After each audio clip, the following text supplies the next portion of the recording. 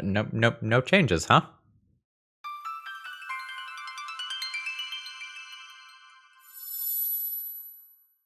Hello, folks. Phil Gallagher, aka ThrabenU, here for another mostly legacy video. Although, since it's a B&R day, we're going to be talking about a couple of different formats here. And I want to accomplish a couple of things today, with the primary one being going through the B&R update with a fine-tooth comb to see what level of understanding Wizards of the Coast has about current legacy, and to consider how they are doing in managing this format. And I have a lot of thoughts, and most of them are not going to be positive today. But I'm going to try to stay fair and impartial as much as possible, so that I don't have to interrupt things during the flow of this video, which is probably going to be a little rantier than normal. Let's plug the sponsors now. If you want to support me while getting some Magic cards, please consider getting them from my sponsor, toamagic.com. When you do, promo code ThrabenU will save you a little bit on your order. And as always, if you need to host a deck list online, you honestly should just be doing it on Moxfield. Moxfield.com is the greatest. I love all of their functionality. And if you want to see my decks before they hit video format on the channel, they are always going to be on my Moxfield, which should be linked in every single video description. So with that out of the way, let's go ahead and get into it. I'm going to begin this legacy video in a little bit of a weird place, but I swear this is going to make sense. I'm actually going to start this video by talking about Commander, as today there was also a Commander B&R update, where Biorhythm was unbanned, a relatively unfair card that can kill someone instantly for 8 mana, maybe the entire table even, and a Lutri unban with the stipulation that it can't be a companion. So now let's go ahead and just skim this article incredibly quickly because the content is not what's important here. This is something that is touched by Gavin Verhey and the Commander format panel. And I just want you to just kind of take a look at the length that you are getting here. You have a substantial amount of text on both Biorhythm and Lutri, followed by a substantial amount of text on other things that are maybe okay or maybe are not okay for the format. Beyond just those in particular, there's some discussion of some things that frequently come up in B&R conversation.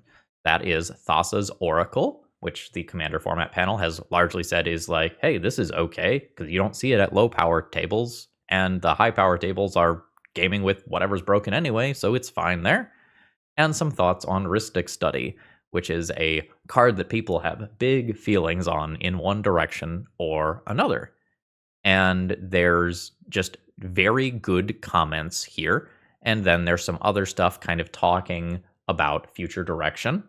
And this isn't all we got today.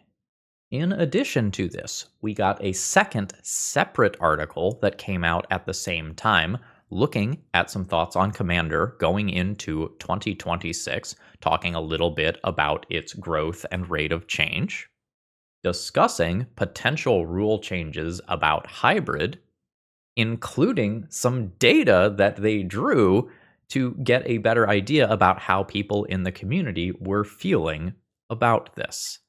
And you can see that at a very quick glance, this is about as possibly split down the middle as something could be. And they share some personal thoughts about what the people on the format panel were feeling, go into some things that are thoughts about changing the bracket system potentially in the future, but not making any major moves yet, talking a little bit more about some game changers and some negative reception around some portions of gameplay, such as Farewell being able to nuke everything that has gone on in a game and invalidate the remainder, or rather the first half of the game. All that is to say, well done, Wizards of the Coast.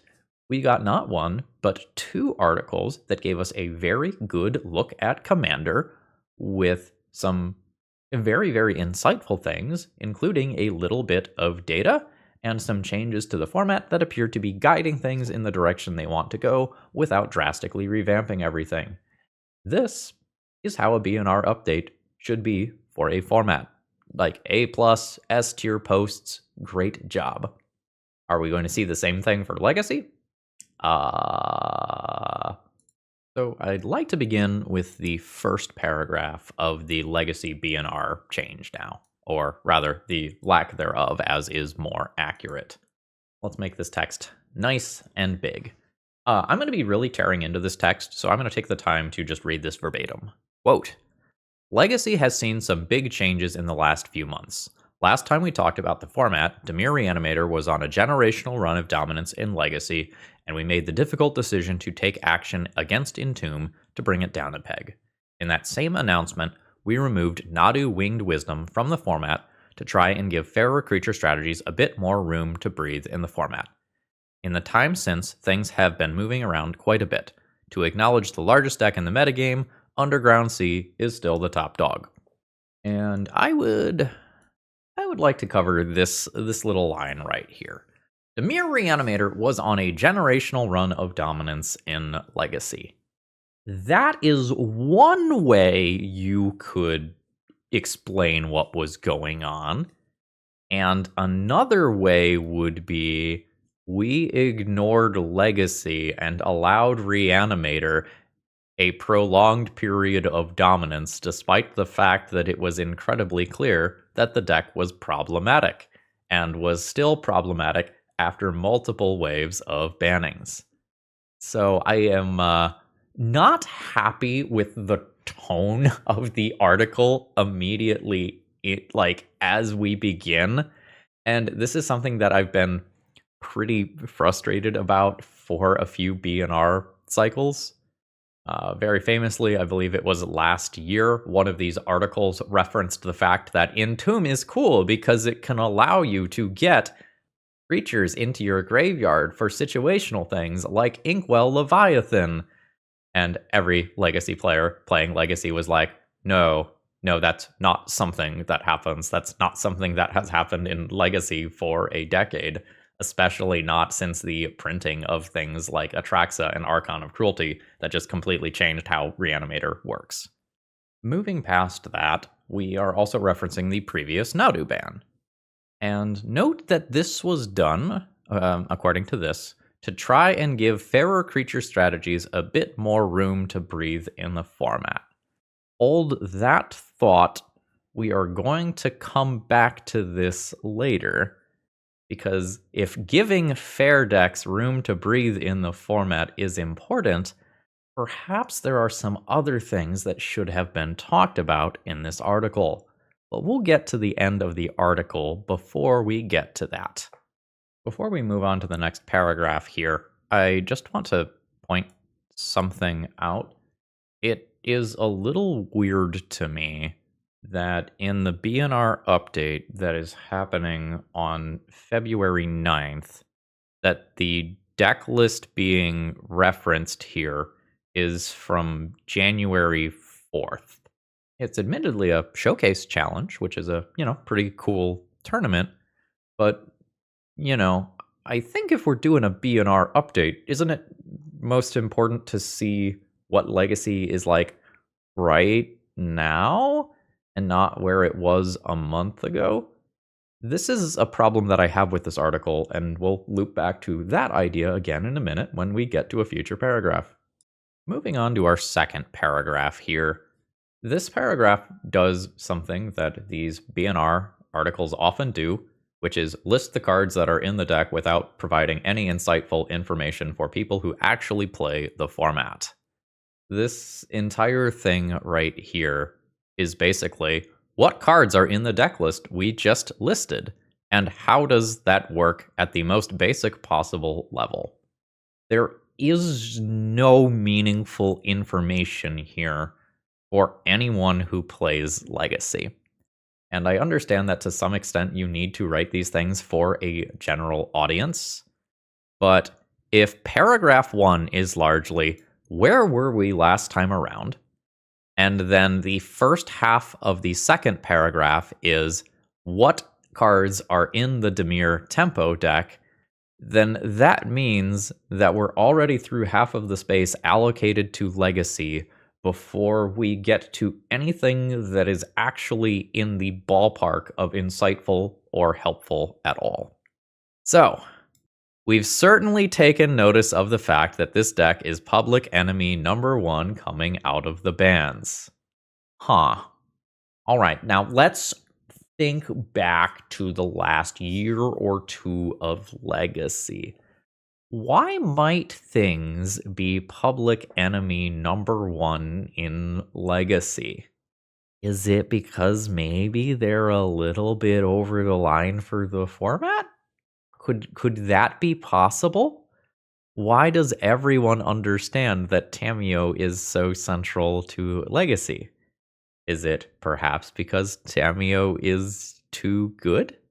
More on that in a second. And I hate to keep putting things off, but I've got a narrative flow today that I'm going for.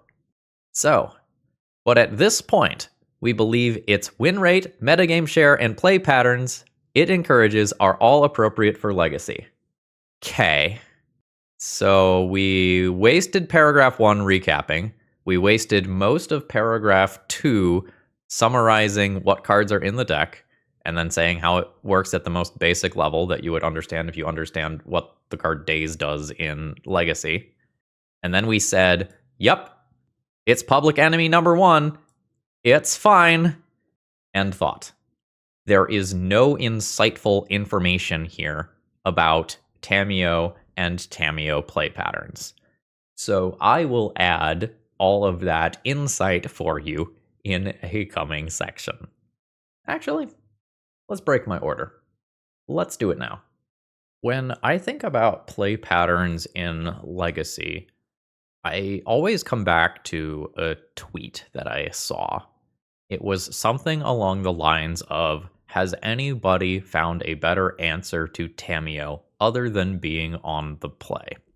And while that was a little bit of a joke, obviously, Tamiyo takes over a game so easily, so consistently, and in multiple different ways.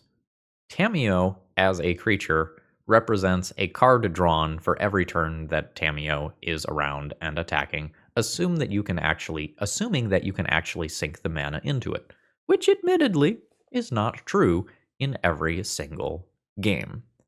And then Brainstorm, the probably most busted card in the Legacy format that we have all decided that we love and want to keep around rather than ban it because it is too good. Brainstorm is just crazy with Tamiyo because it serves multiple different functions. Brainstorm gets to transform Tamiyo for 1 mana, giving you a Planeswalker on turn 2, or on turn 1 off a Lotus Petal if you're a crazy person and you want to do that for some reason. Brainstorm also serves as a protection card for your Tamiyo. If you hold up a Tamiyo, there are very, very few removal spells that actually can kill a Tamiyo. You cast a Lightning Bolt on a Tamiyo, someone brainstorms, guess what? That doesn't work anymore, because Tamiyo has kind of blinked in and out of play and is now a new permanent, so the things that were targeting it previously don't get to keep targeting it. And it is incredibly rare for something to actually be able to take out Tamiyo creature and Tamiyo planeswalker if you transform the Tamiyo in the middle. Archon of Cruelty comes to mind, as that makes target opponents sacrifice a creature or planeswalker, but that's not exactly a real removal spell that you could just put into any deck, right? And then once the Tamiyo transformed, you get into multiple different unhealthy play patterns. So first off, your 1 mana planeswalker invalidates go wide strategies. So your Orcish Bowmaster tokens, your Ocelot Pride tokens, your small little goblins, the +2 on this means that Tamiyo just blanks those. And even when you have 2 power creatures, your things like, say, a Thalia, Guardian of Thraben, or something like that, you aren't actually gaining ground versus the Tamiyo. You attack for 2, which becomes an attack for 1, and Tamiyo still nets a loyalty in that turn cycle. And if you are having your creatures shrunk going into combat, that means that your opponent's creatures are better at stopping you from getting through to Tamiyo. Never mind the fact that since Tamiyo Seasoned Scholar has a different name from the creature side of this card, you can then play a 0/3 flying blocker to protect your Tamiyo that has transformed into a Planeswalker. This is a lot for a 1-mana card. And it's not that this card is horseshit versus fair decks only. It's also absolute horseshit versus combo decks. So, you Thoughtseize your opponent on turn 1. You take one of their combo cards. On turn 2, you play a Tamiyo, Brainstorm, Tamiyo Plus. Tamiyo is now at 4 loyalty.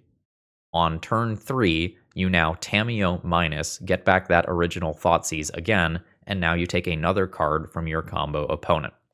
So this is a card that is great versus fair decks, and great versus unfair decks. And it's not just the Thoughtseize that this play pattern works on, it's also the counter spells. Play Tamiyo on turn 1. Force of Will your combo thing. Tamiyo flips. Tamiyo pluses, Tamiyo minuses, and gets back the same Force of Will again. We haven't even gotten to the third ability, which effectively reads, you win the game with your 1-mana card, it just takes a few turns. I will admit that there are scenarios where the Tamiyo minus will lose you the game, with the most common one being to an opposing Orcish Bowmasters. For those of you who actually play Legacy, though, it is incredibly rare that an Orcish Bowmasters does anything beyond its initial ETB ability, because people are just wise to what's going on and they know to kind of play around it whenever possible. Sometimes you do have to shove because you are under pressure and just hope that your opponent does not have it. But most of the time, if you've had a Tamiyo that has run away with the game that hard, you have either a removal spell or a counter spell to stop this.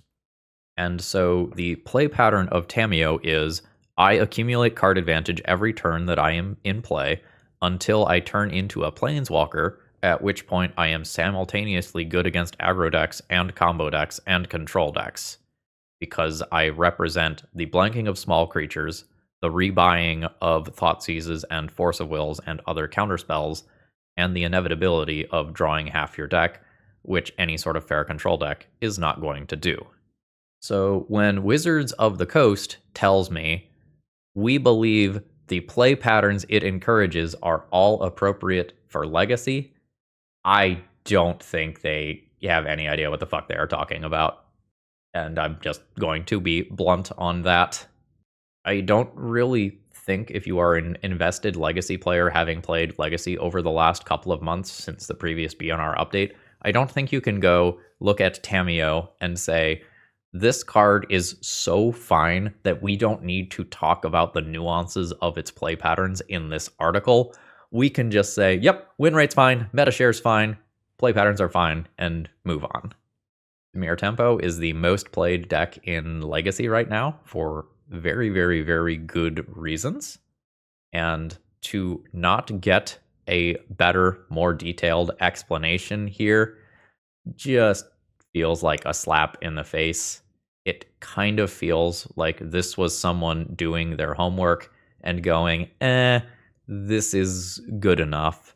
I am very unhappy at what was presented here in terms of Tamiyo and Dimir Tempo. And why exactly am I so unhappy? To answer that question, I would like to go back to January 22nd, I believe, of 2022, when Ragavan Nimble Pilferer was banned. So let's go ahead and just quote this middle paragraph here. Quote, in addition to the high league win rates and large tournament metagame population, we've heard much discussion of the tendency of games to snowball from an early Ragavan Nimble Pilferer, backed up by protective spells like Daze and Force of Will. Because of the high power level and efficiency of Legacy's card pool, early mana and card advantage can take over a game even more so than in other formats. To weaken blue-red Delver decks and encourage more back-and-forth exchange before a game is effectively decided, Ragavan Nimble Pilferer is banned in Legacy. Let's go ahead and do a consistency check here. Let's read this paragraph one more time, updated for 2026. In addition to the large tournament metagame population, with Dimir Reanimator being the most played deck in the format, we've heard much discussion of the tendency of games to snowball from an early Tamiyo Inquisitive student backed up by powerful spells like Daze, Thoughtseize, and Force of Will. Because of the high power level and efficiency of Legacy's card pool, early card advantage can take over a game even more so than in other formats. To weaken Dimir tempo decks and encourage more back and forth exchange before a game is effectively decided, Tamiyo Inquisitive Student is banned in Legacy.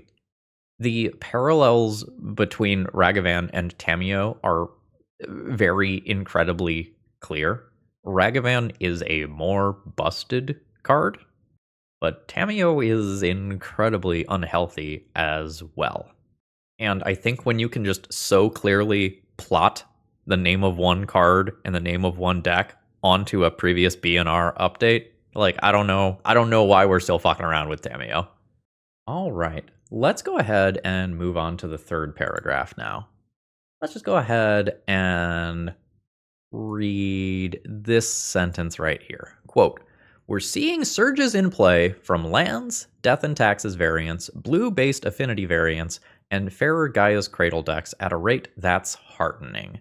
We're optimistic about the direction Legacy is headed." Okay. Is anything in this fucking sentence actually true? So we're going to go deck by deck here and see if the public data we have supports this statement. So first up is lands. So let's look at the past year of Legacy, get ourselves a baseline for lands. So on the timeline of a year, lands is less than 3% of the metagame at 2.9%. If we switch this instead to a 90-day view, lands is still 2.9%. If we go to the last month instead, lands is up roughly 1%, 3.9%. In the last 14 days, we see a decline to 3.7%. And in the last 7 days, we have lands at 3.1%. Now, small sample sizes are a thing here when you get to a data set as small as 7 days, so let's just kind of take that with a grain of salt. The verbiage of the article is surges in play from lands. If the 365-day or the 90-day view is 2.9%, and we are now looking at 3.1%, that is not a fucking surge. If we do the 15-day instead, and we are at the 3.7, that is not a surge. And even if we take the most generous at the 30-day read, a 1% increase in lands does not feel like a surge to me. So let's do the same thing for these other decks. So if we look at D&T under the same timelines, Death and Taxes over a 365-day period was at 2.2% as a baseline. 90 days, 2%. 30 days, 2.6%. And then it's going to decrease from there. 15 days, 2.2%. And in the last week, a whopping 1.4% of the format. Death and Taxes fucking surging at 1.4% of the format. Suck it, get out your jittes. No. The next thing on their list was Blue Affinity, and I very vividly remember recently recording an episode of the Eternal Glory podcast where we talked about this deck's fall from grace, where it became a very, very good contender for a little while and then kind of fanned out of the metagame. Doing the same thing here for the sake of just fair numbers. We're going to ignore the 365-degree look here because this deck in its current iteration didn't really exist a year ago. So 90 days, 2.9%, 30 days, 3.5%, 15-day, 2.9%, 7-day, 3.4%. This deck is not surging in popularity. And the final one we'll look at is Cradle Control. This one is, I think, fairly actually increasing in popularity.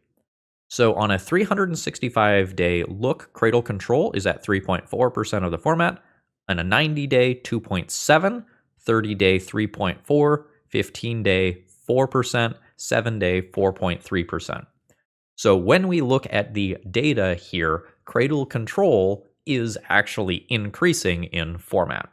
If we go from our 90-day at 2.7% of the format to our 7-day at 4.3%, like the deck is very cleanly ticking up in each period as we get closer and closer to the present. So, Cradle Control, yes, I would say it is accurate to say that this is actively picking up a player base. Is 2.7% to 4.3% a surge? I'll leave that up to you. But we have not even doubled its play percentage since the 90-day window. So it's definitely picking up in Legacy, but this is not something like a Dimir Tempo deck that has 15% of the format. Or even, I think, an Is It Tempo, I think is around 10% of the format. We're doing a data episode, so let me check that. Is It Tempo is probably 6 to 9% of the format, depending on which exact time period you want to be looking in. So why am I going in so much on numbers here? Here's my tinfoil hat situation of why exactly this paragraph is here.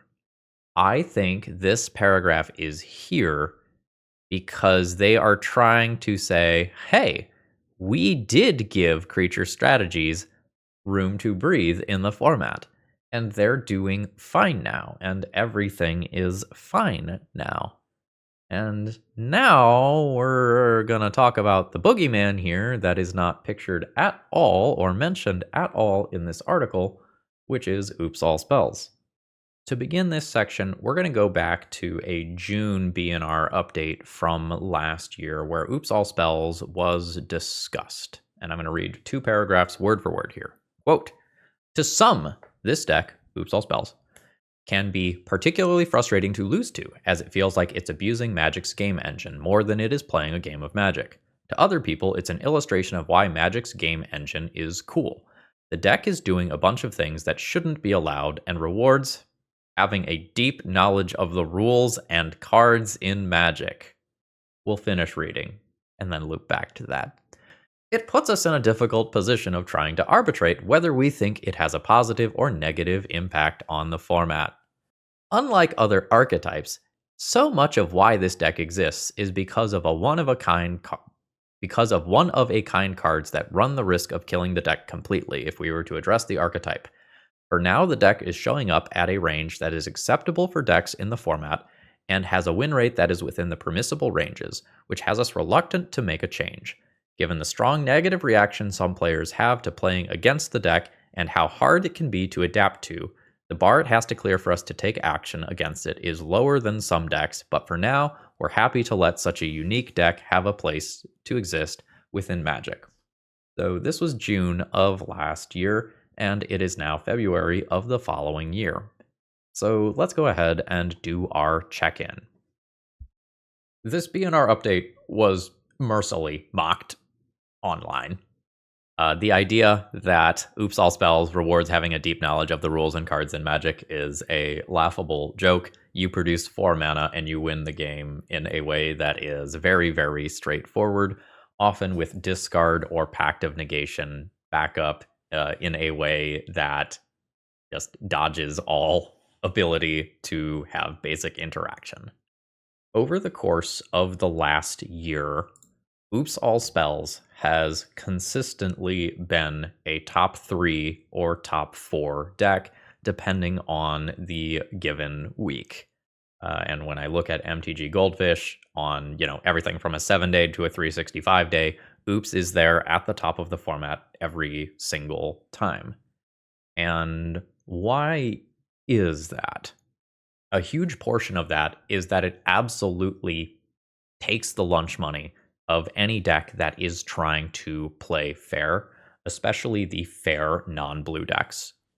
And when we looked at the data matrix from, assorted major events like the Eternal Weekends over the course of the last year, something that we saw is that while Oops might not necessarily have the craziest of win percentages versus some of the top decks at any given time, it was absolutely eating alive any sort of fair deck.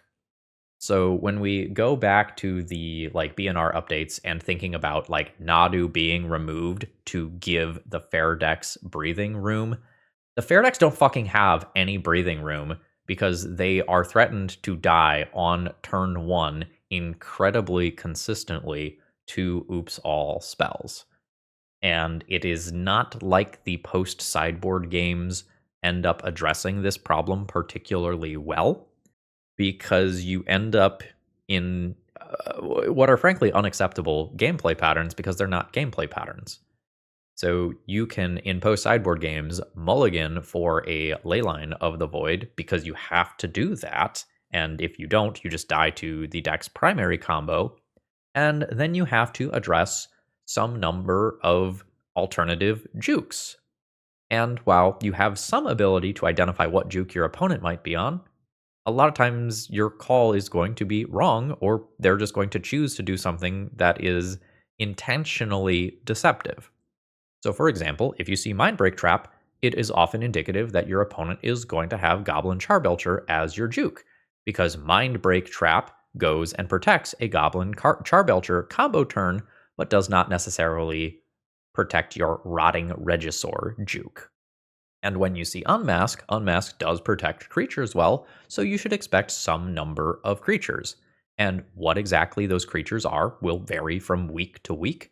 You'll see Douthy Voidwalkers and Shuldrids and Cecils, Rotting Regisaurs, all sorts of weird stuff. But you could expect that. And then you're also going to see Witherbloom Apprentice jukes. And then you're also going to see people go, okay, I know that you're going to look at my sideboard, see my main deck when I win, and then see Mindbreak Trap. So you're going to think that I'm going to be on Goblin Charbelcher. But what I'm actually going to do is do a 15-card transformational sideboard and transform into a deck that is actually playing initiative creatures. And so in terms of your sideboarding, you have to play your Graveyard Hate, or you potentially lose to your opponent's primary combo.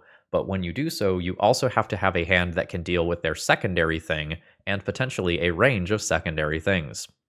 You know what's really good at dealing with a range of bullshit? Dimir.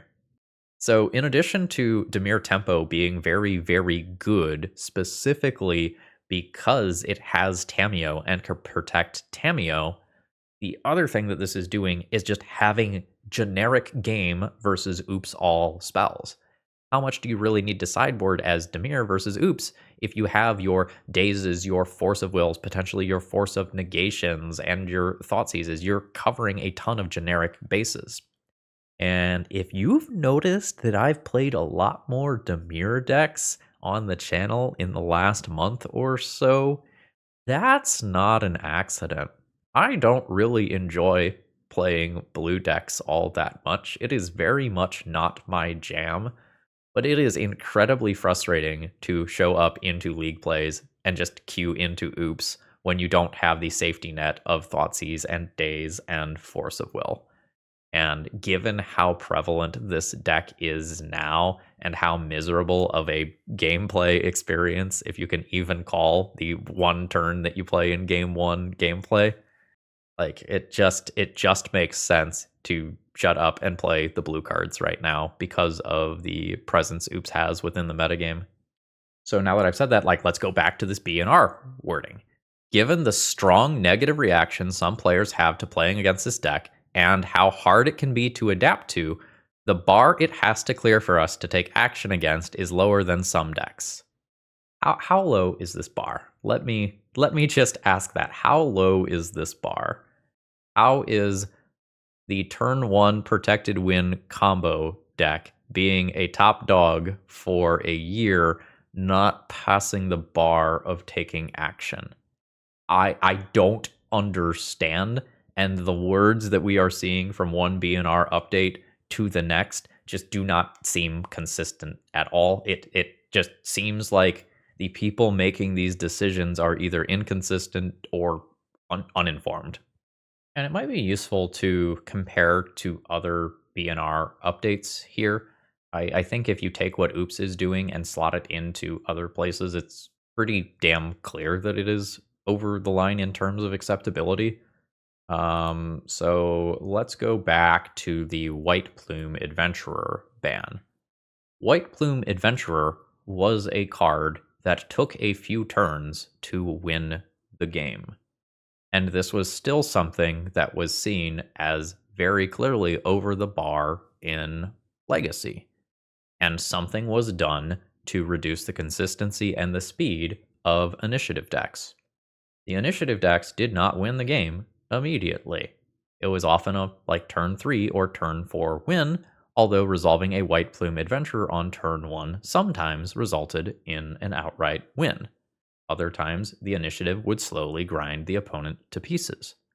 But Oops All Spells, when it puts 3 or actually 4 mana onto the stack and then casts something, it just fucking wins the game now. And if White Plume Adventurer as a 3 mana card was just over the line because it was incredibly consistent and fast at winning the game, when it took multiple turns to actually win the game, what are we doing with Oops? And now let's go to the March 31st B&R update, which also mentions Oops All Spells. Quote, ideally, the above changes will create space for more counterplay against these decks over time. What counterplay are we expecting against Oops All Spells, especially from the fair decks that need breathing room? I don't understand. And now let's go to the November 10th B&R update where we talked about Nadu leaving the format. The deck, referring to Nadu, is far more resilient to traditional hate than other combo decks by virtue of it being a bunch of creatures that can play a normal game of Magic in the face of cards like Pithing Needle that could aim to attack the combo angle. This mix of the deck's power level, difficulty to attack, and undesirable play patterns has us acting against Nadu a bit more aggressively than we normally prefer to act against cards in Legacy, but we believe that it is in the best interest of Legacy's health. This was something that I have quoted in another B&R reaction video where I just say, okay, let's do this same thing with Oops All Spells. This deck's power level, it very consistently wins on turn 1, often with backup. Difficulty to attack, citing the many different sideboard options the deck has, and we didn't even get into things like, okay, I am just going to cast these creatures and attack you with it, and the sad beatdown plan can sometimes just kill you if you have a handful of Leylines and Graveyard Hate and counter spells. And undesirable gameplay patterns, wink wink, nudge nudge, has us acting more aggressively than we normally would prefer to do. Why is Oops getting the pass? I do not understand. It is in no way consistent with everything else that we are seeing in these B&R articles. Hello, Phil from the future here. Apologies, this is not going to be a seamless transition. After the recording of this video, I was sent some more data that I wanted to share. So I was sent a combined metagame sheet for 2025-2026, looking at data from things like legacy challenges. I believe that this is data coming from the Legacy Data Collection Project. And Oops All Spells had a match win percentage of 53.6%, which was higher than Dimir Tempo's win percentage at 52.9. So if Wizards of the Coast is viewing Dimir Tempo as the top dog of the format, Oops All Spells is actually above it in terms of win percentage. And if you exclude the mirror, the Oops All Spells deck is winning 53.9% of its games, whereas Dimir Tempo is winning 53.3%. And a lot of times we see unofficially as Wizards bar for action at 55%. So it looks like Oops All Spells skirts under that 55% line and is therefore not even worth bringing up in the article. All right. So let's do a format health check-in now at just sort of the biggest possible level. If you ask me, is Legacy healthy right now? My answer is probably no. If you ask me, is Legacy healthy compared to the Legacy of the 2025 calendar year? My answer would be yes. And this distinction here is incredibly important.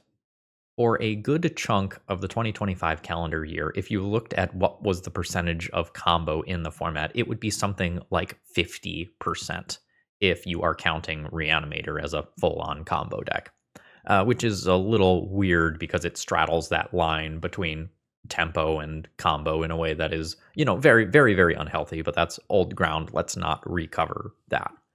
And when you look at Legacy now, the percentage of combo in the format has shrunk, as now we do have this clear distinction between the tempo decks and the combo decks, where it used to be that Dimir Reanimator was kind of the best tempo deck and combo deck and control deck all at the same time. Now we have a Dimir tempo deck as well as an Izzet tempo deck over here that are clear tempo decks, and then we have separate combo decks this time around. Many of which are also playing Tamiyo, by the way, because it is just silly not to play that card. Doomsday? Hey, why not Tamiyo? And in a recent episode of the Eternal Glory podcast, we essentially divided the format into Tamiyo decks and anti-Tamiyo decks, which is very telling that it is just clear enough that we can make that distinction. So in terms of format health here, are we healthy? Probably not. Are we healthier than we used to be? Unquestionably. And I think Tamiyo and Oops are outliers on what is otherwise instead a largely very, very fun format. And I don't want that to get lost in today. Legacy as a whole is pretty fun right now, but there are a large number of non-games versus Oops All spells that are miserable to play. And similarly, there are a ton of non-games versus Tamiyo, which aren't fun to play either. And there's a ton of times on the channel where I just kind of say okay, we've probably lost this one. It's not worth playing anymore. Let's go ahead and move on. By play rate, Tamiyo is one of the most played creatures in the format. And the only reason it isn't is that there are other decks that occasionally don't want to play Tamiyo that are still playing in, say, a blue-black shell or a tempo shell. So it is edged out narrowly by Orcish Bowmasters and Murktide Regent, with Murktide Regent being something that you might see out of both Dimir Tempo and Izzet Tempo simultaneously. But notice here that of the number of copies, Tamiyo is the greatest. So when you play Tamiyo, you are almost always playing 4. Whereas with something like Orcish Bowmasters, it is a real discussion. And beyond that, Orcish Bowmasters is not always a 4x in the main deck. And some of Orcish Bowmaster's play rate might be coming from other things like Cradle Control or other non-blue mid-range decks. So Tamiyo, by the numbers, is very, very much a defining card of the current format, in addition to just everything else that has already been covered within this video. I really kind of dislike that Tamiyo can just get shoved into anything.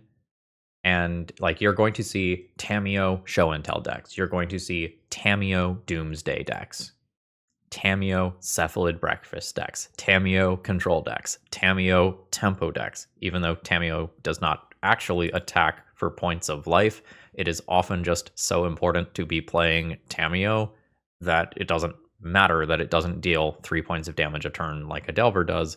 It just wins the game on its own just as easily.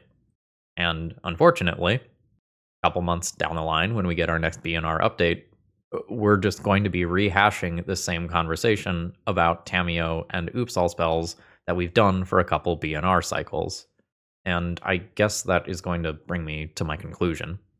I have a problem with how Wizards of the Coast has handled Legacy over the past couple of years. I think they're just bungling it.